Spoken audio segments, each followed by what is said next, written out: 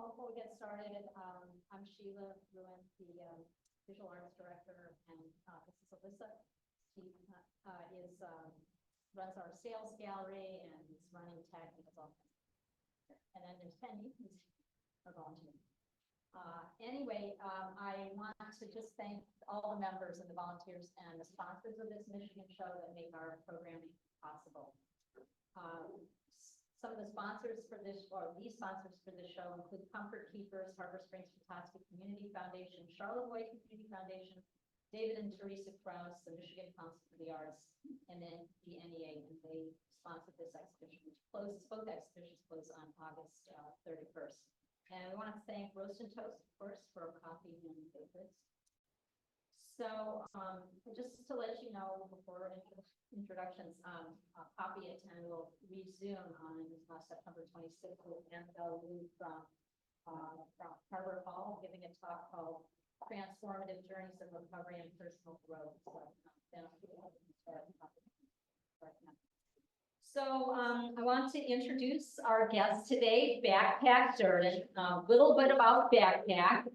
Bakpak is a very active artist from Detroit. If you've looked at Bakpak's website online, Bakpak has been extremely busy exhibiting, painting, making sculptures, doing a lot of murals in Detroit and well beyond. So if you haven't taken a look at Bakpak's website, please take a look at that. You'll see so much amazing work there. So Bakpak is, works cross media. And I learned yesterday something about Bakpak. Bakpak is cultivating a portion of their 10 acres in Detroit with cabbages, cosmos, and a variety of lettuces in a self-portrait gallery. So that's just something I'm not sure that Bakpak was prepared to talk about. But I thought that was, in addition to being such an amazing and productive artist, that Bakpak is also cultivating a beautiful garden. And it's also a portrait garden. So anyway, I also want to say that Bakpak is in residence in Good Heart, and so I hope we're going to hear a little bit about what Bakpak's been doing there. But many of you know Good Heart, many of you supporters of Good Heart. Perfect Tree has been collaborating with Good Heart since 2014, and this program has grown so much over the past many years. It used to be just visual artists, now it's writers and composers as well. And so you told me how many submissions did you have this year? So this year we had 529 applicants for 12 residency. But we have 14 jurors or 3 moderators to help in the selection process. Yeah. So obviously the result of the artists we get are unbelievable. Yeah. Yeah. So it is really an incredible cultural treasure that we have, the Kelsos and the people have developed here. And we're so happy that they invited, the Bakpak is here with them and then with us today. So I just want to just read you a little bit from Bakpak's website, a little bit about background of Bakpak's work. Through extensive research, introspective examination, and an interdisciplinary approach, Durden fuses narrative and visual elements of the baroque and afro-surrealist movements to create deconstructed cinematic experiences or films exploring human consciousness and spiritual existence. And Bakpak is well known for creating large-scale murals that depict subjects in transitional states, which I think you'll see in some of the work in the slideshow here, with an emphasis on connecting to the surrounding communities. Bakpak's work has been recently presented in exhibitions at Cranbrook, Bloomfield Hills, Muskegon Museum of Art, Sands Gallery, and Harbor Gallery, Camille, Detroit, Raised Spin, MoCAD, Playground Detroit, David Klein, Arab American National Museum, Tarrant Art, San Francisco, Maureen's Art Center in St. Petersburg, Paradigm Gallery in Philadelphia, and many other places. So I don't know how Bakpak has time to do all this work. It's pretty amazing. So before we start with the slide presentation, I just want to let you know this is usually our format is just you get to talk. Today we're having a conversation. So I've been looking at Bakpak's work and I have some questions for Bakpak, but it's not going to be, you are not going to be witnesses to our conversation. You are all invited to participate in questions. You may already have questions. You'll be prepared, and we haven't quite done this. This is live. This has not been rehearsed. So, anyway, it's gonna be a dynamic conversation, and with dynamic conversations, you never know where it's gonna go. Like, it's live, human beings connecting with one another over art and ideas. And so, Backpack's gonna start with some slides, and then we'll jump into some of your questions and some of my questions and have a great conversation. Okay, Cool. all right. Before I start, I just want to say I do not have 10 acres. I have a tenth of an acre. It's so magic. Oh, like, tractors. No. It's Pretty much. the guy next door that has the 10. Exactly. Yeah. But my name is Bakpak Durden. I don't remember what the next slide is, but let's go ahead and start. Hey, all right. My pronouns are they, we, us, and that's fun. And I'm just gonna go through stuff that I've made, and then probably definitely talk about the way I put them all together and do these cinematic experiences. I call them deconstructive films, but the name can change. Who knows? But for now, that's what I call them. This is a mural I painted last year. Oh yeah, a year ago, and Highland Park, headed into Detroit for Blackout Walls, a festival that's based in Detroit. That one was fun. That's Michigan. I painted this one in the first year for Blackout Walls. It's also in Detroit.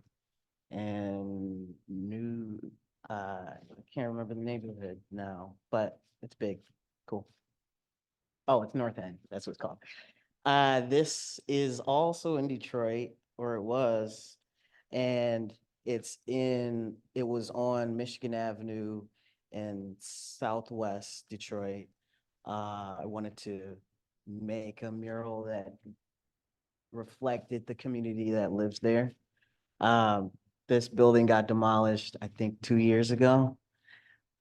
Yeah, that happened. I'm fine with it. There are two sides of a pavilion, but it's at a farm called Feed 'em Freedom, and it's by two elder organizers within the Black community, and they have events and cool teach-ins. And so I painted apple blossoms because they had them in their garden. And so as you move around the space, or when you're coming up the street, it kind of moves with you. But when you're sitting at their porch, it looks like it's for them because it is for them. Yeah, that one was fun.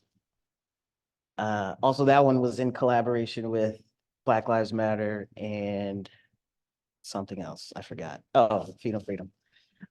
This one I made it in April, May or something this year. It's in Port Austin, and it's called something, Confronting Loneliness. This is on the side of a barn, and this was a very harrowing attempt to do a thing crazy. Definitely had a lift that got stuck in the mud twice, because it was like a downpour of rain, and I was just pumped to get started, and I didn't think about it beforehand. Those are vultures on both sides. In I think around now, or when I finished the mural and up until I guess now or whatever, there are vultures that are perched on the top of this barn. And I definitely did not know that before I came up with the composition, but it just worked out perfect. Yeah, that's cool. Some paintings. This one is called Self-Portrait Backpacks. And I think this was in 2019. So like right when I started painting, this was like one of my earlier paintings. This one was also part of the same series as the last one, or actually, no, it's the next series, but this one is called The Refrigerator. And there's a refrigerator. And this one was called Self-Portrait Control. And also an earlier painting. And yeah, chaos. This one is called Hopeless. Um, yeah, that was a fun one. And lots of detail in the hair that drove me crazy. Wait, this one, I forgot the name. It's called How I Revive His Hands or How I Receive His Hands. It has two titles because there was a typo slash autocorrect happened when either I submitted the titles to Cranbrook or their title person retyping it got auto corrected. So now I'm like, it's just two titles, whatever. This is an oil painting on etched metal, and I built the frame also. This was, I think this was my last painting that I've made or presented, I should say. This one is Untitled Cashley. That's my friend Cashley. She's cool. I started to do, or I wanted to start doing studies of other people because I got a critique from another friend that was like, why don't you paint other people? I'm tired of seeing you. I'm like, that's fair. You know, I could do it. I should do it.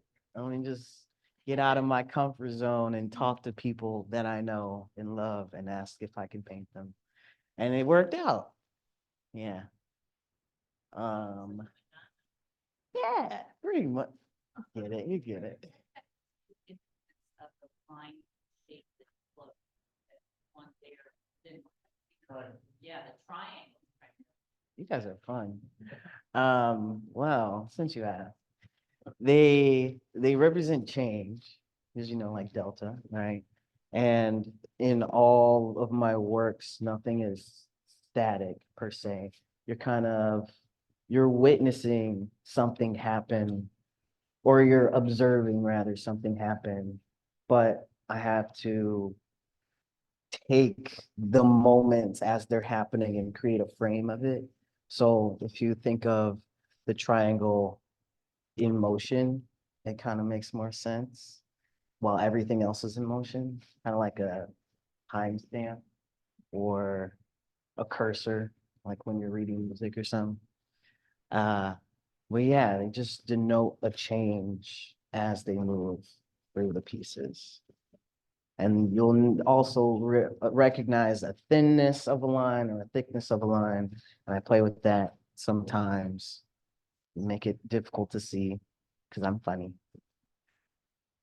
Oh yeah, I drew this. This is old but cool. This was before I started painting, and I thought I don't want to paint. So I just did a lot of drawings that took even longer than it takes to paint. Um, I don't remember the name of this one, but that's definitely a raven. That's definitely a raven skull. And some may say it's a self-portrait.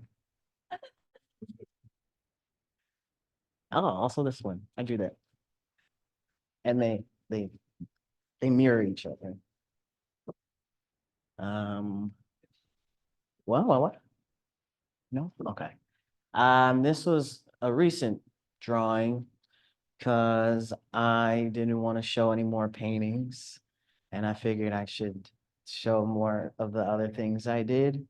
So this was a study-ish. I wanted to create constraints around how I was going to create the color versus the black and white sections of my compositions. And so I limited my palette and tools to only using graphite, ballpoint pen, and some watercolor. It's hard to see, but there's definitely a lot of writing in all of this. And also in my paintings, there's writing, but a lot of it is hidden, and then the rest of it is around the panel's edge. So for this one, put it on the front like I do in my notebooks and sketchbooks, but make it an actual piece. And break up how time moves within the composition. Yeah, there might be another one. That's a possum. Realize that there's questions in every piece that you've shown us, Mhm. but behind are all these squares. Is that an added machine? I see something about any cost or it's nature, but there's this structured push button thing behind it. What's the relationship? Well, that's whatever you feel it is. It is? Yeah. Sketching, and it's just what happened to you? It has there's no statement? There's lots of statements, but okay. So also one of the constraints of this series, there's three drawings, but they kind of whatever, doesn't matter. But I had to use photos I had already taken that were in my phone that I favorited. And so there is a possum that got run over outside my house, and I saw it from a window. And then I went outside and saw it even closer. And then I was above it, took a photo. And then I took a photo of a ceiling fan at a bar. And then within the words, there's a narrative. But I definitely did. By the end of this narrative, I'm like laying next to the possum looking up. You know what I mean? So there's a skewed version, anamorphized, I think that's the right word, version of the possum. Like I'm looking at it, but you're looking at me look at it in that kind of perspective. It's weird, and I like it. Thank you. All right. Oh, Over here. okay. I'm so curious about, and I imagine it's not just one thing. But really curious about the relationship of the text and the image. Like it sounds like what you described, you started drawing it and then the story started another thing. And then you were drawing and then it was like a dialectical thing where the story started. The drawing, I don't know, how does that work for you? It's that sort of narrative storytelling. Oh, the microphone's right there. Okay, so with this one, I think I had thoughts already, and the the photos that were referenced had to be in conversation with those thoughts, and then create the narrative, and then put it all together like it's a short film, you know? And it same kind of goes with the paintings that I make, where they are in a series and they all speak to each other in some way. But the words that go along with them are things that I've already thought about, and then they have to be edited to be concise, you know? So it's always, there's like a give and take, there's always like a conversation with the composition and the narrative. But by the end, I just write it down and forget about it, so I can stop thinking about it, you know? Is that a metal ceiling then that you were? Yeah, yeah. My mom ripped one down when she came to the bar all by herself. Whoa. Ripped the thing down. Those tin ceilings are treacherous. It's funny, but any story in any kid sees when you're looking at one piece. Yeah. Thank you. I would never have gotten that in a million years. Yeah, you don't have to. You gotta get your interpretation of it, you know? I like I it. like yours better. Oh my days. Thank you. This one was also part of the series of constraining what I made or whatever. I don't remember what I was thinking, but the words are definitely more clear in this one. And it's like an overlaying of two scenes and trying to uh create a composition that is like breaking apart and bringing together the vibes, I guess. So I was like in a grocery store and riding my bike. But the narrative is like how everything is coming together and separating at the same time and what that feels like and what it is. It's confusing, but that's life, I suppose. I hid some stuff in there. I know it. I don't remember. But that's there.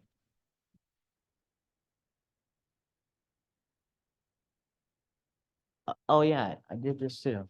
Um, I don't even remember what I wrote here either.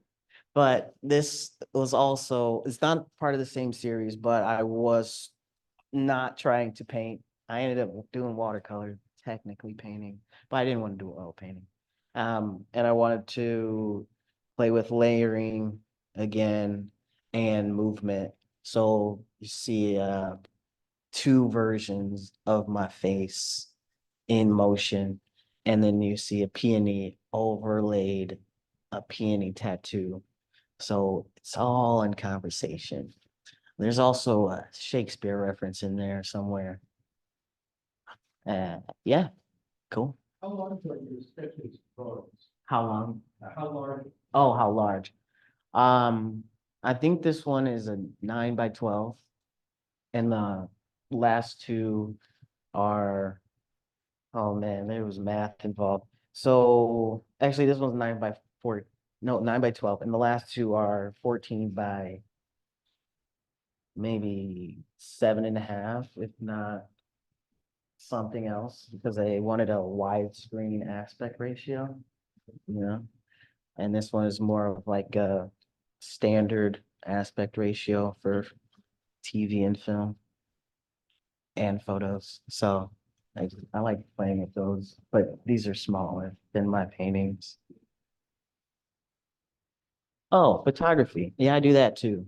So this is the moon, and I thought it looked cool because it looked like it was exploding. Yeah.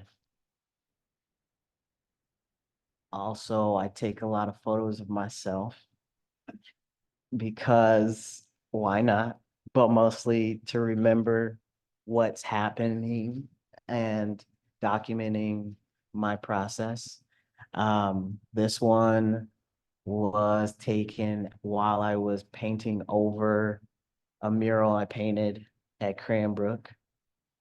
And so I also document that when I destroy things because nothing's forever.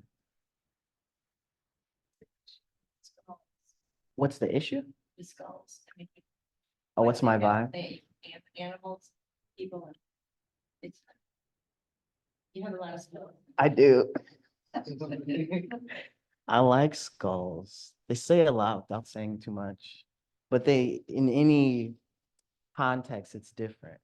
You know, like right now, I'm here with you, I'm an artist. What if I'm outside, I'm a pedestrian? You know what I mean?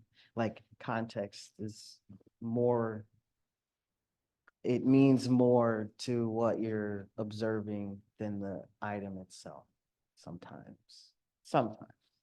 But for this, I'll talk about this one later. But when I did the raven in the skull, that was all self-portraiture without having myself in the thing. So like narrowing everything down to its most basic thing sometimes I think is less distracting than putting my face on the thing. Yeah. Difficult was it to take on enough work, and was it your choice to do it, or could you have had somebody else? I'll answer the second one. I could have had someone else do it. I didn't want to. Uh, I like I like the process and not control, but more like it's more holistic and more complete. you know, there's a little bit of closure involved, and I had to paint it over.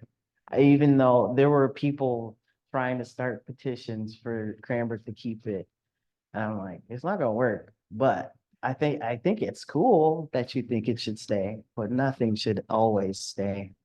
Um, yeah, but I have no problem painting over the thing. I did earlier when I was younger had an issue with object permanence. And so this is like an exercise of reminding myself that not everything should stay.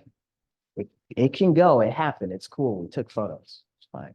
Well, if you paint it over it, I mean, it's still there. It's still there. It's definitely still there. Like I went in there, I don't remember the last time I went in there. I'm always up there just to hang out. But I was looking at the grate or the vent and you can still see some of the paint. And I was like, yeah, dude.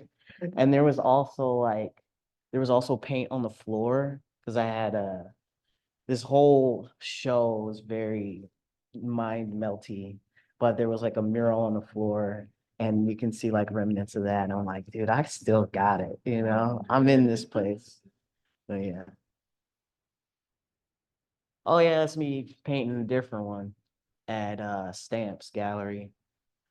And I don't know if I put the me painting over it, but if not, it exists. This is my friend Logan welding together a sculpture for me, my great fabricator and metal worker, and I like collaborating with him. He's a cool guy. This is me printing on I think I can't remember the name of the press. Starts with a C, but it's a proofing press, and I did uh wood block relief prints. I probably put it in this slideshow. Who knows? Hey, this is my friend Brew doing the backflip at the moment of totality on the last solar eclipse. I was surprised I got it. Also, I should say that all of these photos are on film. So it's a lot of hoping that everything works out. This one I don't remember the name of, but uh, oh, it's called Hanging On, and it was part of a series that was at Stamps. And I'll talk more about that in a little bit. Hey, I print stuff sometimes. I made a book. It's called Self-Taught. It's about how I learned how to paint. And um, this was my first published thing that I made. I started a printing press publishing distro thing, and it has since changed its orientation to the world. And now I just secretly do stuff or not do stuff. But yeah, this was my first one, and it was cool. This is from the Eye of Horus, which is the solo show I had at Cranbrook, that big skull mural that I was painting over as part of it. So with every solo exhibition slash deconstructed film, I create a print companion for viewers to either to participate in an activity and to take with them. So this was the I think the first page of it, and this was a zine with some inserts where you can write notes and respond to my silly questions. And this was one of the relief prints that I made. Actually, this was the first one I've ever done. And so I figured I should make it extremely complicated because I'm funny like that. Yeah. And that's the block. Yeah. Crazy. More. Okay, so this was the one that I was printing in that photo. And this was the second block that I've ever carved. And so I also wanted to make it complicated and do a gradient, color gradient on the background. And it worked out perfectly, I guess. As perfect as anything can be in printmaking, I suppose. But yeah, I like doing letters and type and stuff. Cool, man, I made it through all that. We good? Is everyone good? All right, cool. So I'm gonna go through 3 solo exhibition, deconstructed film thingy vibe things, and talk about how all of these mediums come together and make a cool experience. Or at least I think it's cool. So the first one that was in 2001, it was called I Feel Like I've Been Here Before. Oh, I should read this. Okay. I Feel Like I've Been Here Before explores perspective, neurodivergence, and Durden's intersectional identity. This series examines specific experiences that humans come up against and have to power through to maintain the regularity of everyday life. Each painting is my way of creating a meticulous archival record of these moments. In the process, the work assigns equal value to the emotions occurring at each point in the recurrent cycle. It's a lot of words. Uh, yeah. So I made all these flyer things and I used my handwriting on a lot of things because I like my handwriting. It's intimate. And so, yeah, that's why that's there. This show had a mural, interactive leaflet, paintings, photography, writings, and I created a playlist for everyone to enjoy. So this is what it looked like in the gallery. It's a triangle out there. And this is the mural that I did paint over. Actually, I think I had someone else paint over this. I think I had to go somewhere or something. Something was up. I couldn't do it. But yeah, that's the mural. And this is the leaflet that everyone took to do a thing. So I listed all the paintings with letters instead of the titles and asked people to put them in a narrative order that they felt was the right order for them and then create a narrative based on that. And then they turn them in and then I read them later. That's when they turned them in. This painting was from that. And this is another painting from that. And I showed the photographs really small, more like they were like supplemental to the paintings and more like memories. Yeah. There's another one. And this is a painting called Mimicry. And yeah, that's that thing. This one's called Loud Swirl, and there was a lot of stuff in this one, and it drove me crazy, but I got it done, and there's stuff moving around in it in subtle ways, like my cat. Uh, yeah, that one was fun. Oh no, that's my cat. The Eye of Horus, that was at Cranbrook in 2022. Boy, I don't read this long one. The Eye of Horus is an ancient Egyptian symbol and concept thought to have healing and protective powers. In addition to its appearance in ceremonial rituals and mythology, the icon was also used in ancient mathematical and neurological contexts. For this deconstructed film, I explored the physiological and psychological functions relating to vision and the mind. The new installation of paintings and sculpture poetically dissect the physical processes of vision, presenting the anatomical magic that goes into shaping emotion and identity. Surrounding the installation are selections of my paintings that primarily feature moments in reverie and introspection in daily life. Cool. Well, that's that. Um, yeah, it was a lot of space with my small paintings, but that's fine. So this show had murals, lots of murals, and digital photos.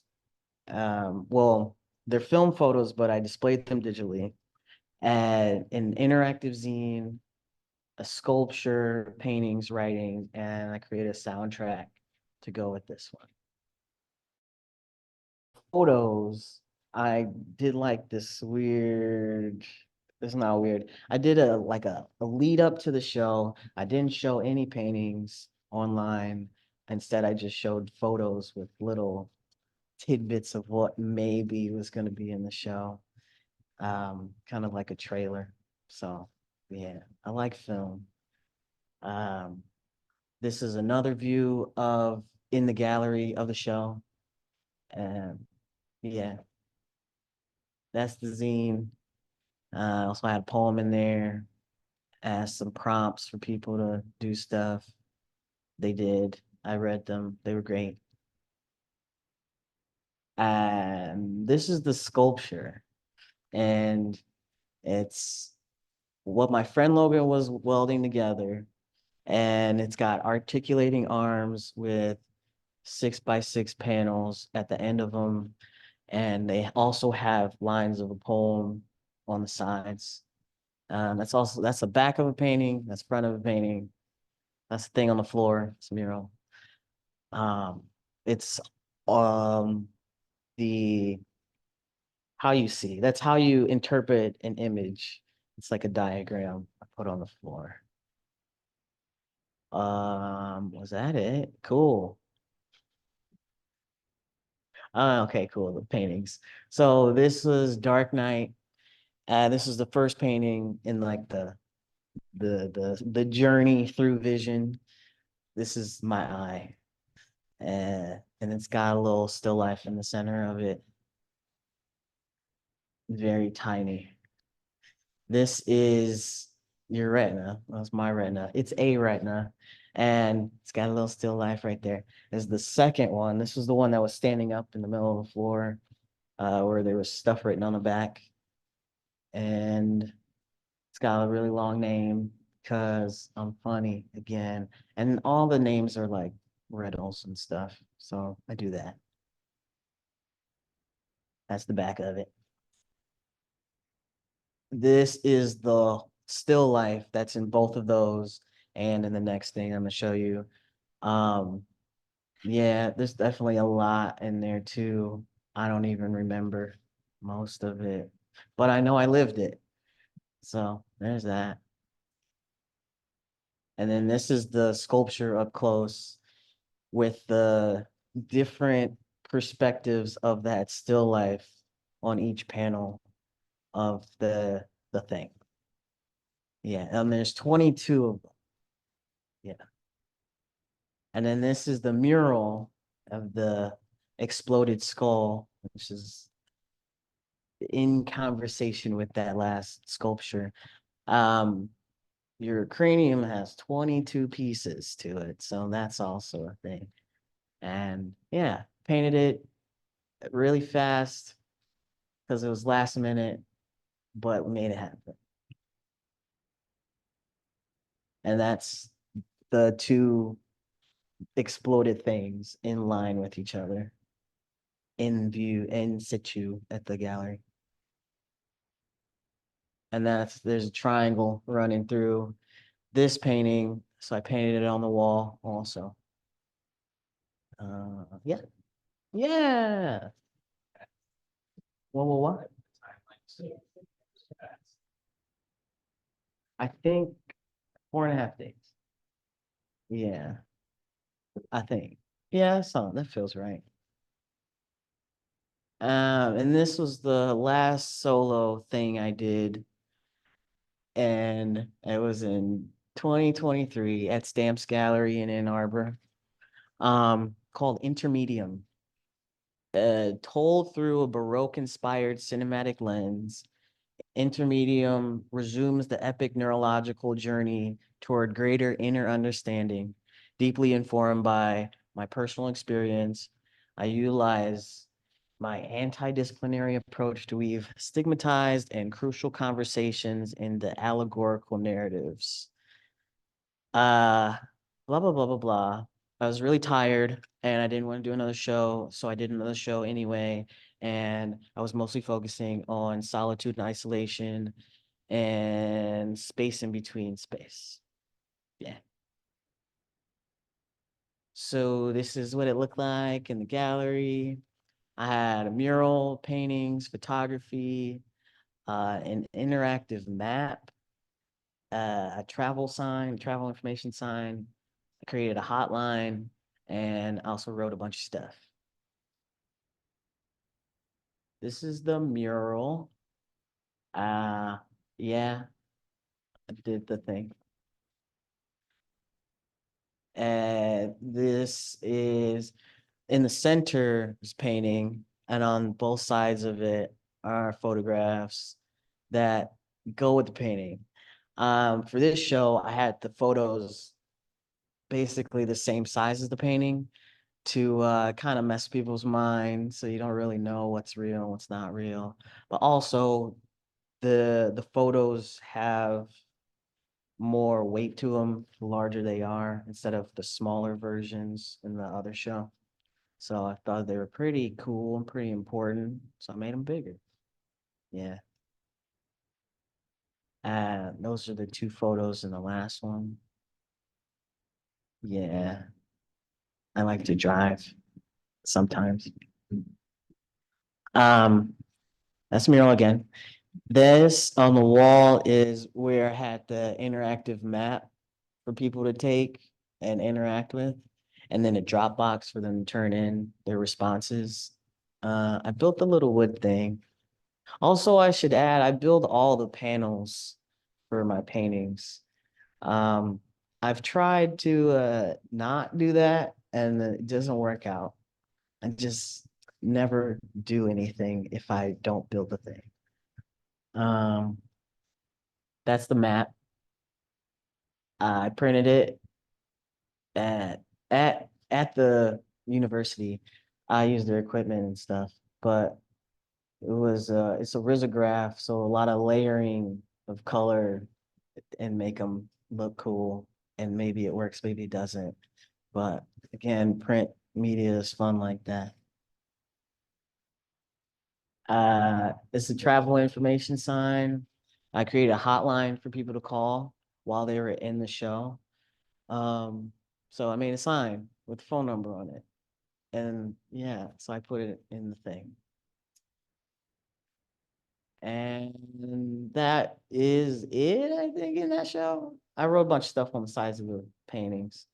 It's a lot. Um, yeah. I don't remember why I put this one here, but it's here. These are the paintings. And I again was tired and I didn't think I was gonna be doing another show.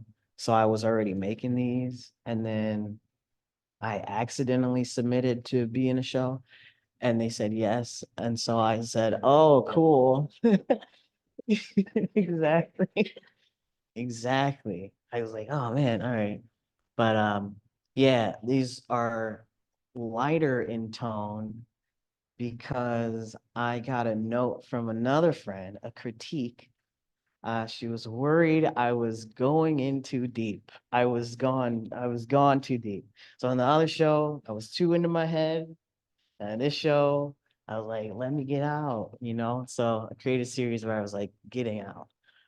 There's a lot of narrative context woven into this, but it's complicated. And there's too much. It's just too much. It's too much. I mean, the overall thing, I think, that got me to creating the thing of getting out of isolation and like noticing the difference between isolation and solitude and getting out of a place that didn't feel safe.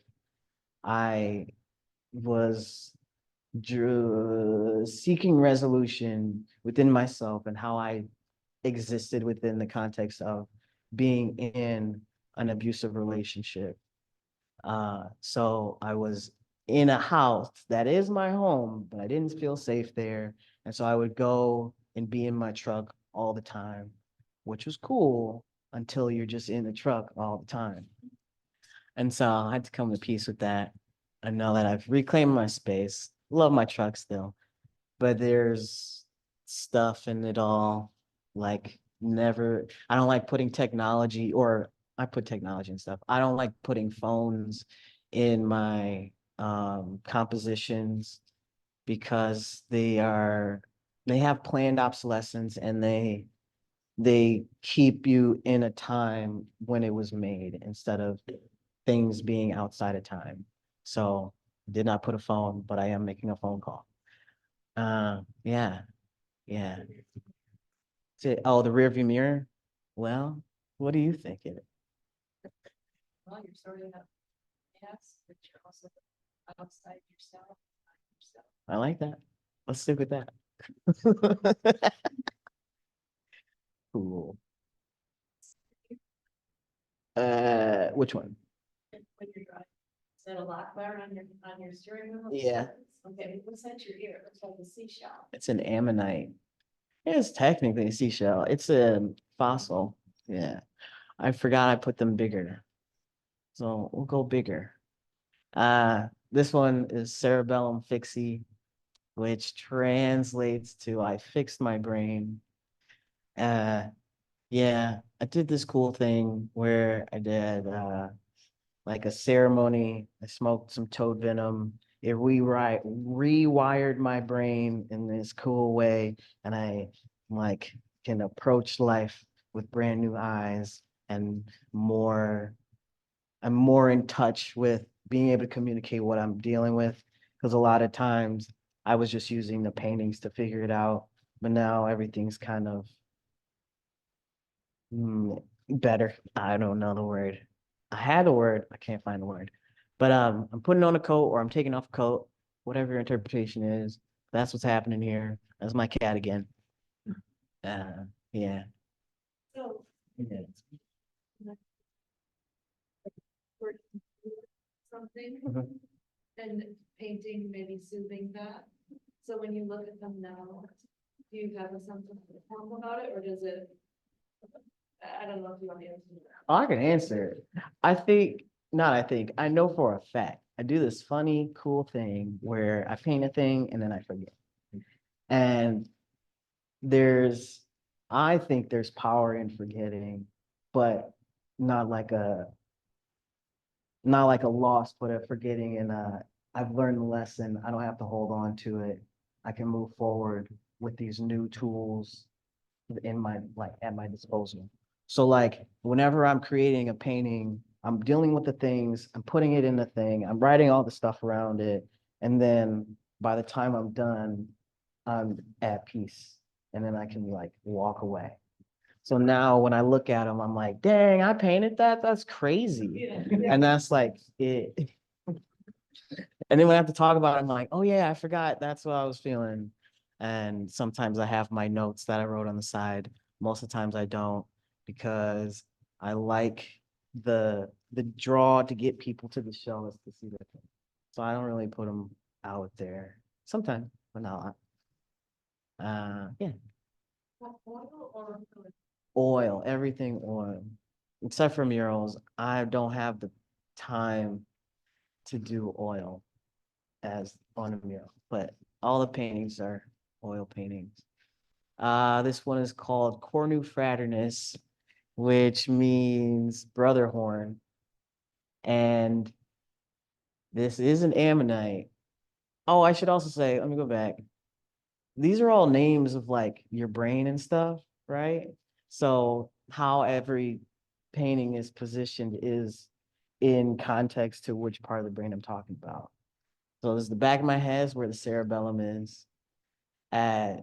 This one is the hippocampus, which is also called, no, oh man, what is it called? Cornu ominis or cornu amonis. And the ammonite is also representative of that same root meaning root word of how it got its names from Amun Ra and like a ram's head. Also Fraternus, because my brother's name is based off of that as well. And so I would call my brother sometimes when we would talk. That was a person I would call. And yeah, this painting was insane, but I finished it and it was cool. Yeah. You look asleep. What? You look asleep. Or like you're on your cell phone and you're not. Yeah, I'm like at rest. So like I left the club on the wheel because again, I think it's funny, but it's also a very like Detroit thing, you know, gotta have a thing. But because it's there, I'm not driving, I'm not going anywhere. I'm not at peace, but I'm at rest. I'm like sitting in the car on the phone.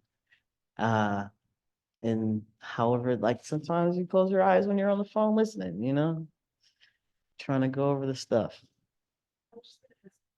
Technically, like, are you, just painting, sketching, pencil, or just paint? It depends. I plan everything out. I shoot all the photographs for reference, which is also a fun thing I like to do.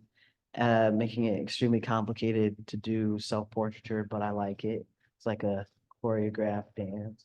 Can I time everything right?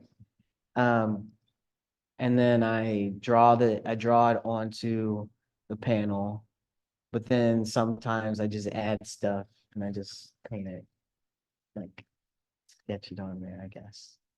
Yeah. Your interactive responses, have you ever picked up any critiques, positive or negative influence?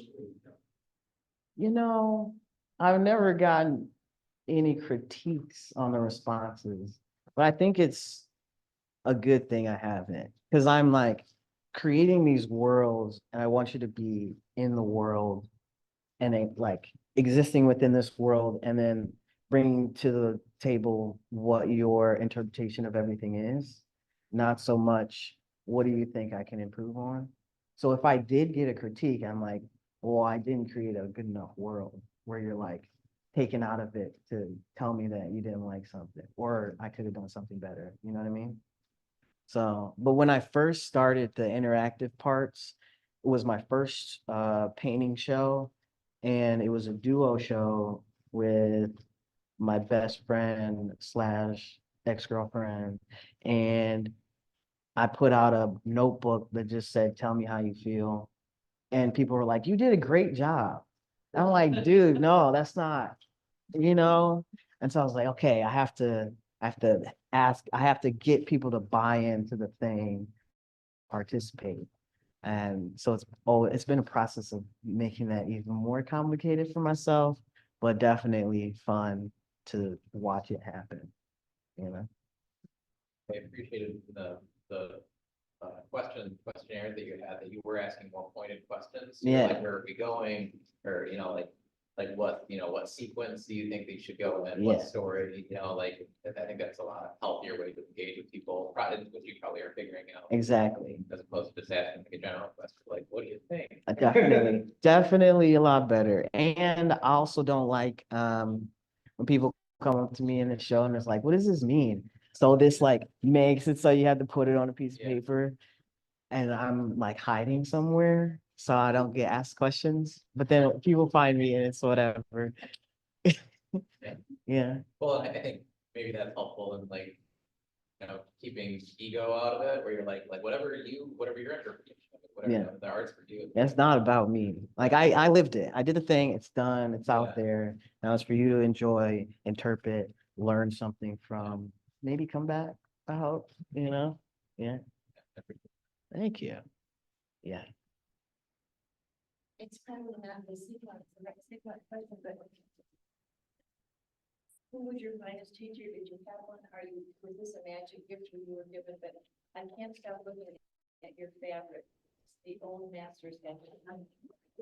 Wow. Thank you. Oh my God, every fabric is just unbelievable. Thank you. I like that. That's Was there a teacher complicated. from- No. Technically.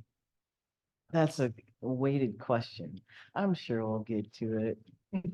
Uh, and this is the last one in that series. It's Sedibus prefrontalis, and it means the front seat. And it's in reference to your prefrontal cortex, your your going, like your action part of your brain tells you to do stuff or helps you do stuff.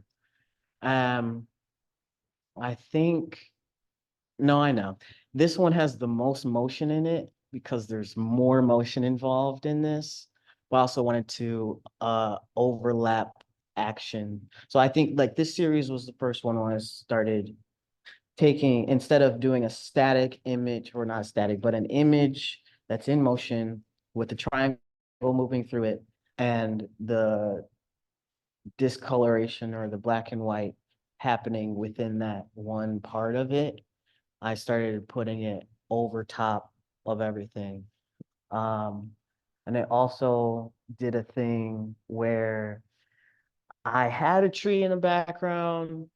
I didn't know exactly how I was going to interact with anything. I left everything looser in these compositions because I was doing everything too exact, and I felt it. I don't know if anyone else felt it, but I felt it. And so the tree in the background, I freehanded that. And then as I was doing it, I'm like, oh shit, this is like Dali-esque, And so I was like, yeah, I'm in my super hyper surreal phase. Yeah. Uh-oh. Yeah. All I right. built it with triangle. Yeah. You can see it. Yeah. It's really slight. I started carving them into the wood. But yeah. It's not a wood panel. Uh-huh. Okay. And that's it. Well,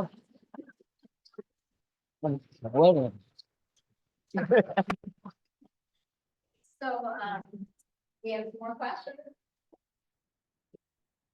I wanted you to hear me crack on that. A couple. It's an African. I do have a lot of questions, but I want to. I got a question. Oh, yeah, somebody else has to look. I was gonna ask, what's the significance of backpack? Because to me, my interpretation would be that this is kind of your exploring, unpacking that a bit. Sure. Why not? It's yeah, I'm mysterious. Yeah, another go. I just want to comment something about, you are crossing so many different avenues of art and writing and thinking and all. And I kind of related to the way we would approach a book. If you're reading a book, you always bring your own background, your experience to your interpretation of that book. And I like the way you've been explaining that here's what I'm creating. Yeah, I got something in mind while I'm doing it, but I want you to experience that the way that it fits within your own self. I really love that explanation. Thank you. No, thank you.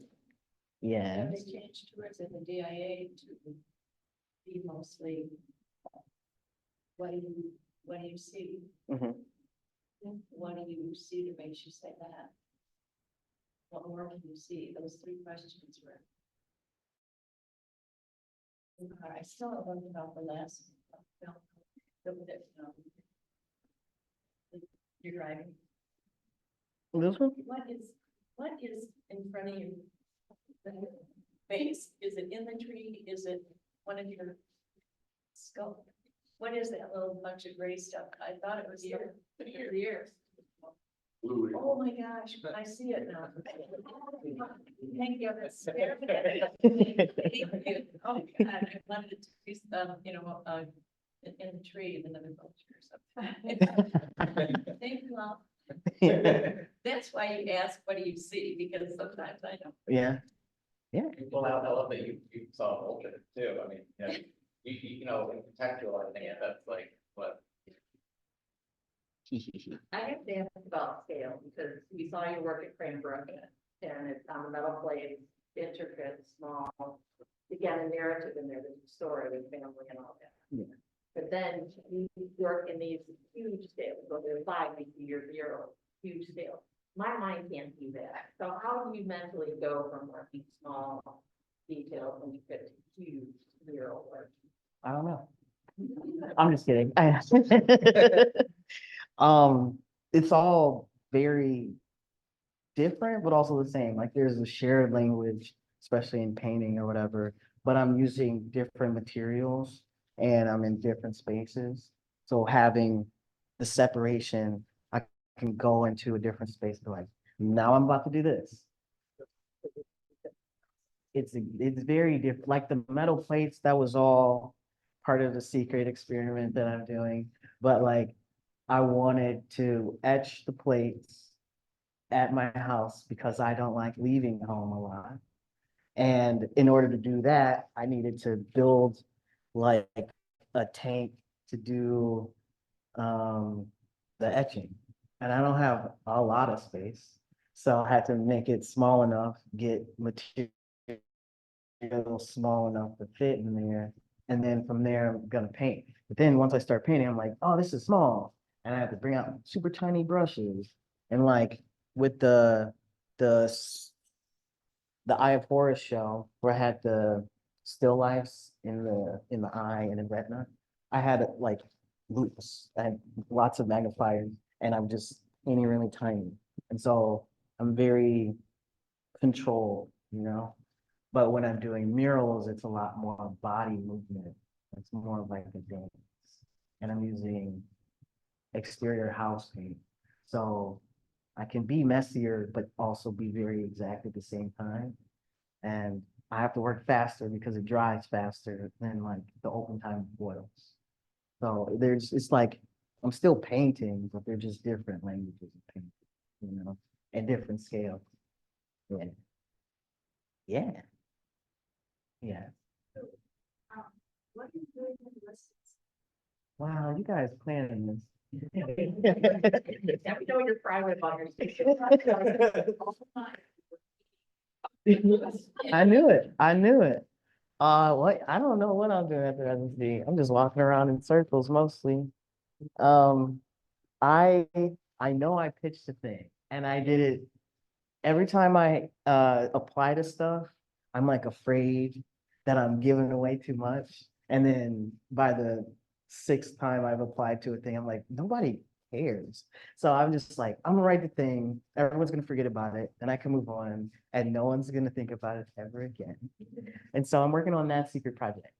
And it's another deconstructed film, but it's at a larger scale. And these were all made in sequence a year apart. So after I finished the first one, I got approached to do the next one. And I was like, oh, that's crazy. I should do that. And then I did it. And then I was like, okay, if I never do another show, I put everything into this show. And that was the one at Cranbrook.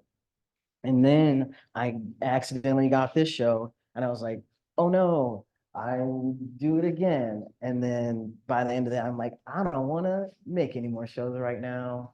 And so this residency and like this next phase of me creating a series, I'm like, it's going to be 5 years. Please, for the love of all things, it's going to be 5 years. And I started it 2 years ago. And now I'm in I was conceptualizing for a long time, a lot of post-it notes and random notes everywhere, a lot of text messages to myself. And now I'm compiling it and I'm creating it. And that means staying up really late, going a little bit crazy, but it's great. That's what I'm doing. Yeah, yes. Can't help but ask, like, were your kindergarten paintings blow away? Was it your mom and dad? Was it your environment? When did it start? When you knew when did you start to do this magic?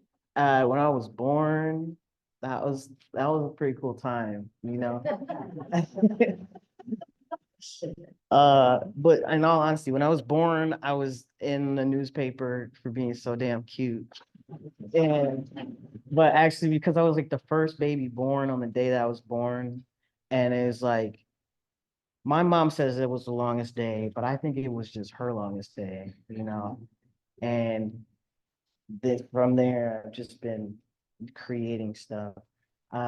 My I guess everyone in my family is in the arts in some way, but a thing about Detroit is everyone is an artist, but not everyone is an artist in the like fine art professional realm. They're like sign painters, or I can't think of anything else. But my one of my grandmothers was a musician, and she taught music, and she was also a writer. And so I learned creative writing under her. And I also had a hard time in school because I didn't understand at the time that I just was overly smart and understimulated. And so she like just taught me stuff outside of school. And then my other grandmother was a seamstress, and I think she was also a painter, a photographer, and she would travel the world doing stuff. But she ultimately just worked for the city, you know? So like we all have our things, but I went into being overly complicated and a black sheep. Yeah, yeah. Very good, black sheep. Thank you. Thank you so much. That's good.